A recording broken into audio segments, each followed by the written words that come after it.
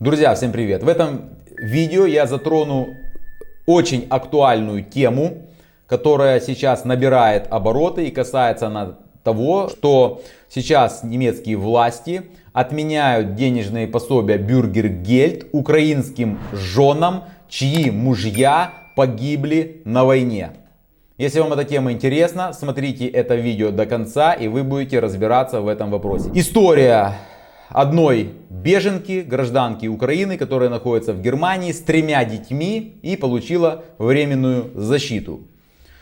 И она, получив эту защиту, столкнулась с трагедией, которая произошла в ее семье, потому что ее муж погиб на войне. Мы сейчас не будем говорить, там добровольно он пошел или его мобилизовали, он служил и он погиб. Для нее это трагедия, но тут факт в том, что она получала денежное пособие, у нее 3 детей, она воспитывала, это маленькие дети, она работать не могла, получала денежное пособие Bürgergeld. И она получила от Украины компенсацию за, скажем так, потерю кормильца, который погиб, участвуя в боевых действиях на территории Украины. То есть получила компенсацию, не говорится какая компенсация, но по законодательству Украины там положено 15 миллионов гривен на всех родственников, скажем так. Там и жена, и родители должны получить эту сумму. И они получают эту сумму. Эта сумма делится в равных пропорциональных, скажем так, частях и передается каждому. Поэтому мы не знаем и не пишут журналисты, сколько она конкретно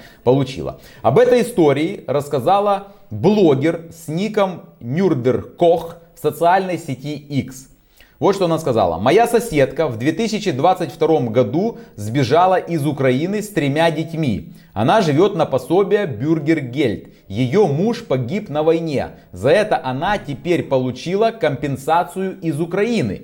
Теперь эти деньги засчитываются при расчете денежного пособия Bürgergeld. И дальше блогер пишет. Лучшее время в Германии за всю историю. Она кидает камень в огород немецким властям, и там под этим постом она эмодзи показывает, неприличный жест. Я его публиковать не буду. Да, друзья, вы не ошиблись. Все, что она получила как компенсацию от украинского правительства за потерю кормильца на войне, эта сумма, она, соответственно, об этой сумме рассказала и сообщила работникам джоб-центра. И работники джоб-центра пересчитали ей денежное пособие Bürgergeld и его убрали. Потому что эту сумму они посчитали как доход. И, соответственно, доход у нее большой получился. И они посчитали, что она теперь не должна получать денежное пособие Bürgergeld. Но они считали это все согласно законодательству Германии.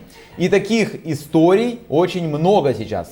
Ко мне только в этом году 2 женщины звонили, консультировали, спрашивали, как быть. Потому что у них точно такая же ситуация. Они спрашивали, надо ли нам показывать это джоб-центру, эти деньги, или не надо. Будет ли это считаться доходом и заберет ли у нас джоб-центр Bürgergeld, если мы покажем эту компенсацию, которую они получили от государства Украины. Я, конечно же, сказал, что нужно это показывать, потому что это является доходом. То есть джоб-центр будет считать это как доход. Может быть такое. И, соответственно, немецкие журналисты заинтересовались этой историей, потому что тут, с одной стороны, у человека трагедия, человек потерял родственника, получил от этого за потерю кормильца компенсацию, и тут его лишили денежного пособия Bürgergeld. Немецкие журналисты провели свое расследование, они обратились за разъяснением в Федеральное министерство труда и социальных дел Германии, чтобы узнать, как должны поступать работники джоб-центра, немецкие чиновники в такой ситуации. И вот что они получили в виде ответа. Пособие Bürgergeld поддерживает людей, которые не могут полностью обеспечить свое существование за счет собственных средств. Доход, а к нему относятся также пенсии, а также единовременные или регулярные компенсационные выплаты из Германии и из-за границы. В основном учитываются при расчете пособия. И дают ссылку на конкретные законодательные акты.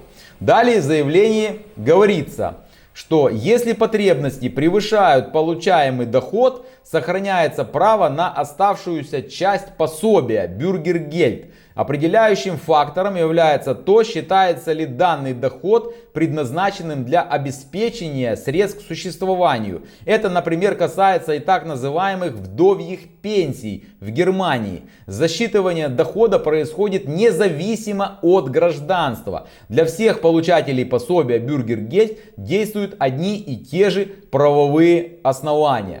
То есть мы с вами видим, да, исходя из этих разъяснений, что все эти деньги в качестве компенсации, которые вот она получила от украинского государства, да, они являются, и немецкие власти считают их доходом при расчете вот этих социальных пособий Bürgergeld. Это относится не только к гражданам Украины, это относится и к гражданам Германии. И я вам, друзья, напомню, что как только была введена на территории Европейского Союза, в том числе и Германии, вот эта директива, согласно которой украинские беженцы получают временную защиту в Германии, их сразу же одновременно еще в июне 2022 года приравняли в социальных правах, как и граждан Германии. То есть украинские беженцы получают точно такие же социальные права, как и граждане Германии. Соответственно, на них полностью распространяется немецкое социальное законодательство. И нет никаких исключений. Как бы, может быть, там кто-то считал, что с моральной точки зрения это не совсем как бы правильно. Человек потерял там мужа на войне, да, поэтому ей дали деньги, значит, в качестве, скажем так, компенсации. Ей и детям, она теперь будет одна растить 3 детей. Но так как она имеет равные права с гражданами Германии, а граждане Германии, имея вот такие доходы, получают такие доходы, и они учитываются при расчете денежного пособия Bürgergeld, соответственно, и на нее распространяются эти немецкие правовые нормы. Далее немецкий блогер рассказывает о своей соседке, гражданке Украины. Она только что успешно завершила 2-й языковой курс и наконец-то с мая получила предложение о постоянной работе. Она будет убирать офисы, а ведь у нее есть аттестат зрелости и степень бакалавра по специальности инженер-строитель. Конечно, здесь ее диплом не признается. Ну и это так написано, я так понимаю, с таким выражением, да, опять кидает этот немецкий блогер камень в огород немецкой власти, что и поднимает проблему признания иностранных дипломов на территории Германии. Что да, она потеряла мужа, у нее забрали денежное пособие Bürgergeld, она имеет образование инженер-строитель, которое она не может подтвердить, значит, на территории Германии, и она вынуждена идти работать, да, там имея 3 детей, убирать офисы.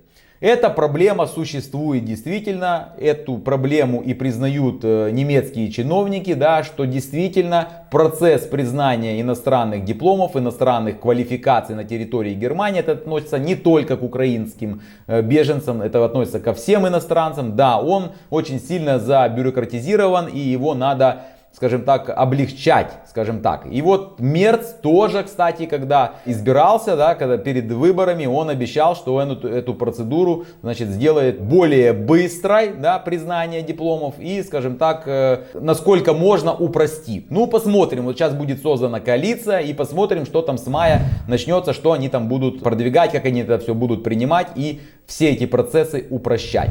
Вот такая, друзья, ситуация. Что думаете вы по этой теме? Пожалуйста, напишите свое мнение в комментариях.